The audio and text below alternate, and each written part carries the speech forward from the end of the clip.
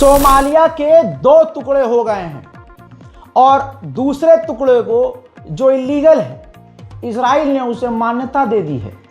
आप सभी को मालूम है पूरी दुनिया में अमेरिका और इजराइल फसाद डलवाते हैं। हजरात, अगर इस मामले में कोई भी हिंदू मुसलमानों की नफरत में इजराइल के साथ खड़ा होता है तो याद रखिएगा वो देश का गद्दार है। कैसे भाई? सोमालिया, पूरा सोमालिया लैंड और सोमालिया एक ही है, लेकिन सोमालिया लैंड वालों ने ऐलान कर दिया कि भाई हमें तो अलग चाहिए देश। 2 टुकड़े अंदर ही अंदर हो गए, लेकिन पूरी दुनिया सोमालिया लैंड को सोमालिया का मान रही थी क्योंकि यही सच है। सोमालिया के लोगों ने कहा कि नहीं, जो विरोधी थे। अब उन्होंने इजराइल से बातचीत करना शुरू की, मौके का फायदा उठाया। पूरी दुनिया का पहला देश बन गया कि सोमालिया लैंड जो सोमालिया का है उसको अलग देश होने की मान्यता इजराइल ने दी। देखिए, नेतन्याहू ने साइन कर दिए। और नेतन्याहू को क्या फायदा? नेतन्याहू ने कहा कि सोमालिया लैंड जो है वो अलग है और सोमालिया लैंड इस डील के बाद इजराइल के साथ अब्राहम अकॉर्ड में आएगा। एक अरब इस्लामिक कंट्री है सोमालिया। सोचिए, एक देश के टुकड़े कितनी आसानी से इजराइल ने किए और उसकी मान्यता भी उसने दे दी। अब ये फसाद की जड़ है। सारी दुनिया जहां कह रही थी ये गलत है। अब जो हिंदू समाज है वो मुसलमानों के नफरत में इतना पागल है, आप तो हिंदुस्तान में देख ही रहे हैं। अब मान लीजिए अगर वो हिंदू कह रहे हैं कि भाई ये काम सही किया है इजराइल ने, तो इसका मतलब कल को पंजाब के लोग खड़े होंगे, कहेंगे भाई पंजाब अलग करो इंडिया से, ये हमारा खालिस्तान है। तो इसका मतलब उस मानसिकता के हिसाब से भारत का एक बड़ा समाज पंजाब को अलग देश मान लेगा? नहीं मानेगा ना। लेकिन यहां मुसलमानों से नफरत है, इसलिए इजराइल के साथ एक बड़ा समाज भारत का खड़ा रहेगा। कड़वा सच है दोस्तों, ऐसी भिगा के मारूंगा। हजरात, आपकी स्क्रीन पर ये देखिए, ये पूरा सोमालिया है, लेकिन जो थोड़ा मैंने डार्क करके दिखाया है वो सोमालिया लैंड है। ठीक, अब आप देखिए दोनों एक ही हैं, लेकिन पूरी दुनिया में सबसे पहले मान्यता देने वाला इजराइल हो गया है इसे, ताकि एक और देश हमारे साथ अब्राहम अकॉर्ड में आ जाए और हमारे लिए फ़ायदेमंद हो। उसकी ज़मीन का हम इस्तेमाल करें, वहाँ डिफेंस सिस्टम तैनात करें, उसके साथ डील करें। सोमालिया लैंड नया देश बना है तो वहाँ पर पूरा कंट्रोल हासिल करना इजराइल के लिए मुश्किल नहीं होगा। सीरिया के अंदर कई इलाकों पर इजराइल कब्जा कर चुका है और सीरिया के अंदर स्वायदा का जो इलाका है उसका भी हाल यही है। वहाँ के द्रूज कम्युनिटी कह रही है कि सीरिया पे कब्जा कर लो। नहीं कर सकते भाई कब्जा, इजराइल से कह रहे हैं, तो आप स्वायदा के इलाके को इजराइल में जोड़ लो। और पूरी दुनिया में इजराइल यही काम कर रहा है। अब इसके बाद सोए हुए अरब ने इजराइल की निंदा की है कि आपने सोमालिया लैंड को जो अलग मान्यता देश की दी है ये सरासर गलत है। लेकिन अरब की निंदा से आज तक क्या ही फर्क पड़ा है। उधर जो आप लोगों को गलतफहमी है कि गज्जा में सब कुछ सही है, तस्वीर में आपको दिखा रहा हूं, रात के अंधेरे में भी इजराइल गाजा के अंदर जो बिल्डिंग्स हैं, मकान हैं, उनको बम लगाकर उड़ा रहा है, क्योंकि अरब देश पूरी तरह से इन मामलों पर खामोश हो चुके हैं। वहीं इजराइल ने जबलिया रेफ्यूजी कैंप तक को तबाह कर दिया है। एक छोटा सा मंजर ये देखिए, जबलिया रेफ्यूजी कैंप है। अब वहां सिर्फ राख है और चारों तरफ इजराइल की फौज तैनात है। वहां कोई भी बिल्डिंग सही सलामत नहीं दिख रही है। सारे टेंट जल चुके हैं, ऊपर से बाढ़ और बारिश ने तबाही मचाई हुई है। 2 दिन पहले का एक मामला बता दूं आपको, और आपको भी याद आ जाएगा। इजराइल के डिफेंस मिनिस्टर ने कहा था हम गज्जा से कभी नहीं निकलेंगे। जिन गाजा के इलाके में हम तैनात हैं अब हम वहां रहेंगे हमेशा। अब इस पर कोई और तो नहीं, अमेरिका भड़क गया था और यूरोप के कई देश भड़के थे। ठीक, और अमेरिका की डोनाल्ड ट्रंप की गवर्नमेंट ने खुद कहा था ये भड़काऊ है, इससे चीजें खराब होंगी, ऐसा ना कहें। सेम डे इजराइल के डिफेंस मिनिस्टर ने प्रेशर में आकर अपना बयान वापस ले लिया और कहा नहीं, हम वहां से निकल जाएंगे, हम डील करना चाहते हैं। 2-3 दिन गुजरे, नेतन्याहू ने पता नहीं कौन सा डंडा किया ट्रंप में और ट्रंप की सरकार की कौन सी सीढ़ी की धमकी दी, कौन से वीडियो की धमकी दी नहीं पता, लेकिन आज फिर से इजराइल के डिफेंस मिनिस्टर अपने बयान पर वापस आ गया और उसने कहा कि हम गाजा में जिन जिन जगहों पर हैं वहां से कभी पीछे नहीं हटेंगे और हम गजा पर कब्जा करेंगे। जी हां, जर्मनी पूरी तरह से इजराइल के साथ खड़ा हुआ है, एक जालिम के साथ खड़ा हुआ है। आपके दिमाग की नसें घूम जाएंगी, दिमाग चकरा जाएगा। जर्मनी की पत्रकार जो मैदान में आ गई हैं, ओपन आ गई हैं सामने, उन्होंने बताया है कि मैं फ्लोटिला के काफिले में सवार थी। जर्मनी की महिला, जर्मनी की नागरिक है, पत्रकार हैं। उन्होंने बताया कि फ्लोटिला को जब इजराइल ने कैदी बनाया तो इजराइल के फौज मुझे जेल में ले गई और जेल के अंदर मेरे साथ किया। और तो और उन्होंने बताया, जब इतनी बड़ी बात बोल दी तो सोचिए, इजराइल ये जर्मन की लड़कियों के साथ ये कर चुका है तो फिलिस्तीनी लड़कियों को क्या ही छोड़ता होगा वो जेल के अंदर। देखिए, जर्मनी की महिला खुलकर सामने आ गई है, लेकिन यूट्यूब की पॉलिसी, हमारे देश का कानून, इन सब को नज़र में रखते हुए उस महिला का बयान तो दिखा रहा हूं, लेकिन चेहरे को माजरत के साथ ब्लर करना ज़रूरी समझ रहा हूं। I was part of the Freedom Flotilla as a journalist. I was on the journalist and medical boat, the Conscience, on the way to Gaza this fall. Around 100 nautical miles away from the coast of Gaza, we were intercepted. We were put into prison for 5 days. And in this speech, as a woman, I want to talk about the sexual violence I experienced in prison. I do not want to talk about it just to put the focus on myself, because it is nothing personal, it is nothing individual, and it's nothing that I should be ashamed about. We were transferred from one prison to another, and during the strip searches, I was raped. I'm sharing this as again, to say it again, and not just for me, and not just because I'm the only one that experienced it, because this is not true. I'm sharing it for all the women who experience sexual violence and sexual torture in the prison. अब इन चीज से एक बात समझ लीजिए, Israel के समर्थन में यूरोप के देश, बड़े बड़े देश अपने लोगों तक के लिए स्टैंड नहीं लेते, चाहे उनका इज्जत मिट्टी में मिला दिया जाए। वहीं इजराइल की ताज़ा बमबारी में गाजा के अंदर 3 फिलिस्तीनियों की शहादत हो गई है। जुमे का दिन है, जुमे का दिन था और मस्जिद अल अक्सा के अंदर मुसलमानों को जाने से फिलिस्तीनियों को रोका जा रहा है। अब ये देखिए, जानबूझकर जुमे के दिन भारी मात्रा में यहूदियों का झुंड पे झुंड बैतुल मुकद्दस मस्जिद अल अक्सा पहुंचा है। जो अरब देश आज मस्जिद अल अक्सा पर खामोश हैं, वो गाजा, फिलिस्तीन, वेस्ट बैंक और हिंदुस्तान के मुसलमान और दुनिया के मुसलमानों के लिए क्या खाक बोलेंगे।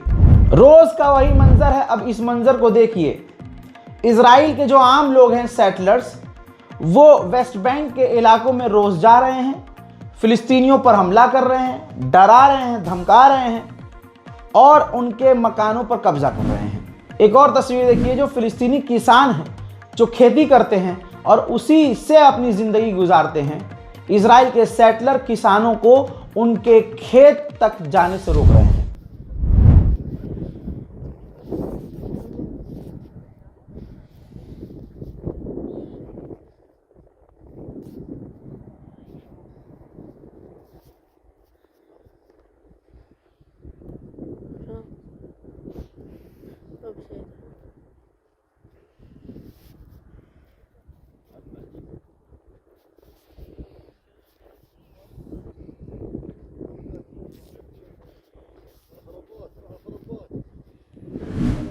अब जब ये तमाम प्रोसेस होता है तो फिलिस्तीनी परेशान होते हैं और इनको फिर इजराइल की फ़ौज और इजराइल के लोग मिलकर उनके घरों से भगाते हैं। उसके बाद अगला स्टेप ये होता है, बिल्डोज़र से उनके मकानों को तोड़ दिया जाता है और फिर वहाँ इजराइलियों के लिए अपार्टमेंट बनाए जाते हैं। ये जो अगली तस्वीर दिखा रहा हूं, ये देखिए इस तरह से, ये भी कब्जा का एक स्टेप है। जो इजराइल के सेटलर हैं वो फिलिस्तीनी इलाके में जाते हैं और इलीगल सेटलमेंट बनाते हैं, आउटपोस्ट बनाते हैं, चेक पॉइंट बनाते हैं, ताकि फिलिस्तीनियों की ज़मीनों पर ज़्यादा से ज़्यादा कब्जा किया जाए। अब एक मंजर मैं दिखाता हूँ आपने, ये देखिए एक फिलिस्तीनी नमाज पढ़ रहा था सड़क के किनारे, तो इजरायली व्यक्ति ने उस फिलिस्तीनी व्यक्ति को नमाज पढ़ते हुए कुचलने की कोशिश की। ये तमाम चीज़ें रोज़ की हैं और उधर इजराइल रोज़ ये काम कर रहा है, सिर्फ ये गज़ा में नहीं कर रहा है। अब लेबनान का देख लीजिए, लेबनान पर इजराइल ने फिर हमले किए, वो रोज़ कर रहा है और मैं रोज़ बता रहा हूँ, रोज़ दिखा रहा हूँ। लेबनान के लिए भी आप ये तवज्जो दें कि कोई अरब बोलने को तैयार नहीं है, जबकि लेबनान एक अरब कंट्री है। लेबनान के ऊपर इजराइल के फिर से खतरनाक हमले, तस्वीरें आपके सामने।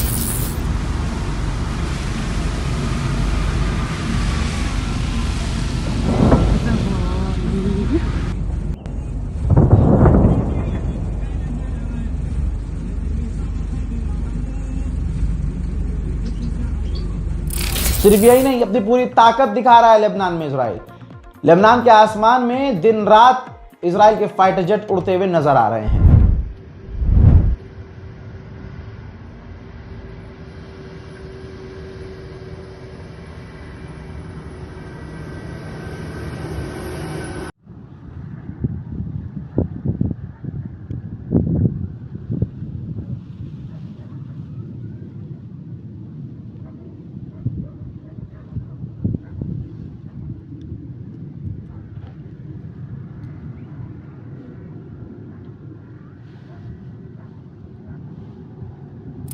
ऐसे ही इराक पर प्रेशर है, प्रेशर बना रखा है कि भाई ईरान के लड़ाकों को पीछे करो। इराक ने कह दिया ठीक है जी, इराक ने सख्त ज़बान इस्तेमाल की ईरान के खिलाफ।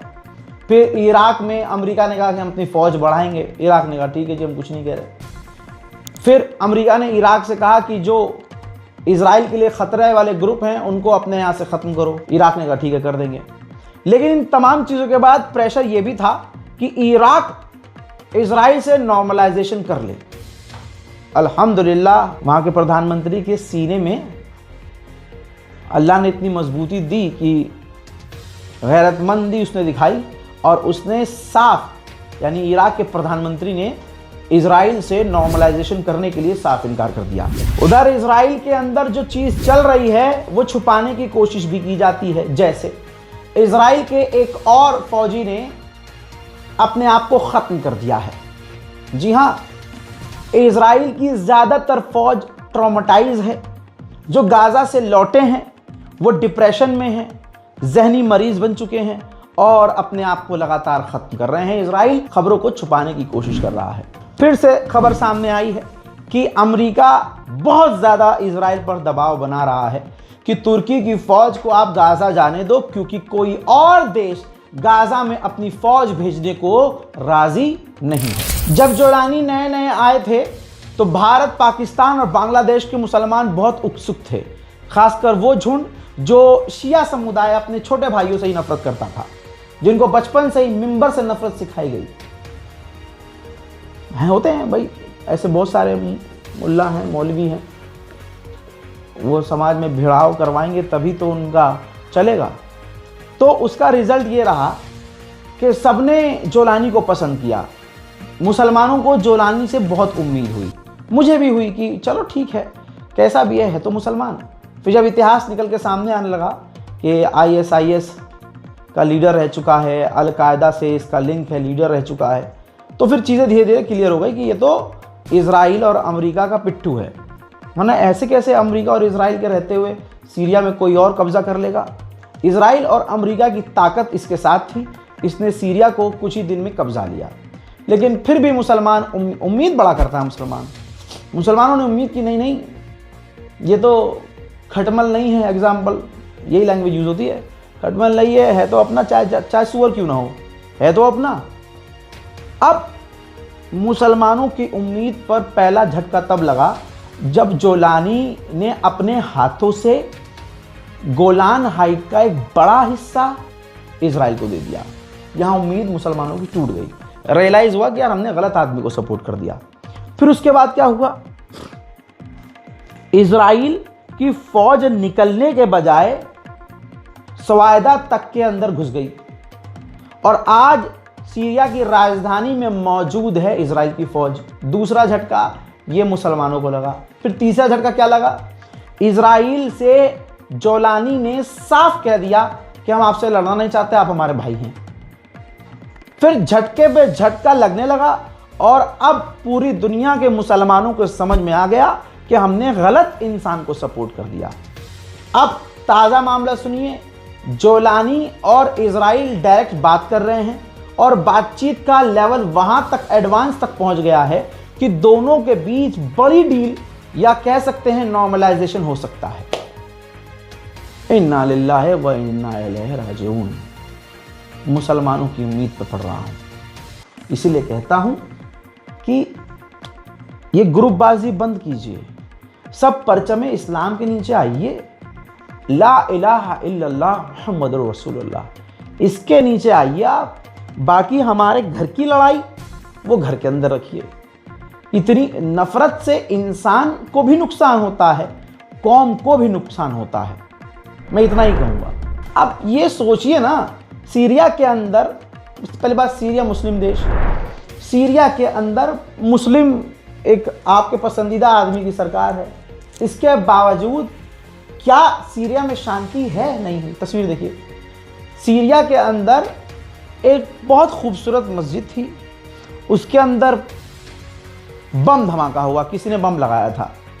जोलानी अब तक ये नहीं बता पाया है कि इसके पीछे हाथ किसका था, ना अभी तक किसी ने जिम्मेदारी दी, मस्जिद शहीद हो गई। उधर जॉर्डन जो कभी ये काम नहीं करता, आज वो कर रहा है। क्या? जॉर्डन ने दूसरी बार दूसरे दिन भी सीरिया के कई इलाकों पर यह कहकर हवाई हमले किए कि हम ड्रग्स के तस्करों पर हमला कर रहे हैं। आज से पहले क्यों नहीं कर रहे थे भाई? सीरिया पर जॉर्डन हमले नहीं करता था। जोलानी यानी अमेरिका का पिट्ठू बैठा, जिसका जो मन कर रहा है, जैसा मन कर रहा है वैसा हमला कर रहा है।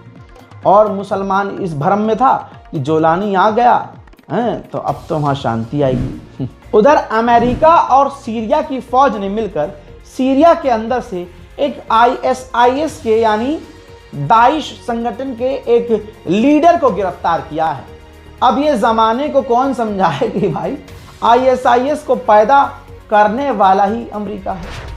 मानते हैं कि नहीं? उधर भाई मोहम्मद बिन सलमान ने एक काम अच्छा किया, उसकी गवर्नमेंट ने अमेरिका को धमकी दे दी, कह दिया कि सीरिया के अंदर इजराइल जो कर रहा है, जो भी चीजें कर रहा है, इससे याद रखिएगा नॉर्मलाइजेशन तो दूर की बात, हम नॉर्मलाइजेशन से और दूर जा रहे हैं।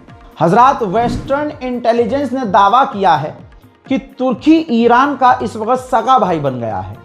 कैसे? तुर्की सीरिया के अंदर रडार तैनात करने की कोशिश कर रहा है ताकि अगर इजराइल ईरान पर हमला करने का कोशिश करे तो उसकी इंटेलिजेंस को, उसके रडार को पता चल जाए और तुर्की अपने भाई को, ईरान को इन्फॉर्म कर दे। इजराइल को यूरोपियन ट्रांसपोर्ट सेफ्टी के लिस्ट से यूरोप ने सस्पेंड कर दिया है। तो उन्होंने सफाई ये दी, वजह ये दी, दलील ये दी कि इजराइल ने जंग में इंसानियत को नहीं बचाया, इंसान को और इंसानों को, आम नागरिकों को बचाने में पूरी तरह से फेल हुआ। हजरत मोहतरम, गाजा का जो हाल है वो बेहाल है।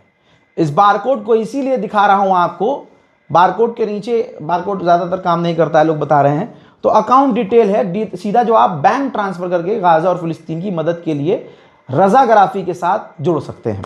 इस रिपोर्ट को शेयर ज़रूर कीजिएगा। आपकी राय जो गाजा, फिलिस्तीन और मिडिल ईस्ट में हो रहा है, आपकी राय बेहद ज़रूरी है, क्योंकि हम आपके कमेंट पढ़ते हैं, मैं खुद पढ़ता हूं, चीज़ों को समझता हूं कि आपके दिमाग में क्या चल रहा है और क्या हम अपनी बातें सही डायरेक्शन में लेके जा रहे हैं। बात डायरेक्शन की भी नहीं है, बात यह है कि आपको समझ में आनी चाहिए, क्योंकि मैं आपके घर का इंसान हूँ, आप परिवार हैं, इसलिए कमेंट करने को कहता हूँ कि कमेंट कुछ भी कीजिए लेकिन बोलिए, ताकि मैं और आप एक दूसरे को समझ सकें। फिलहाल के लिए इस रिपोर्ट में इतना ही, लौट के आ रहा हूँ फिर से और भी बड़ी जानकारियों के साथ। तब तक के लिए जय हिंद।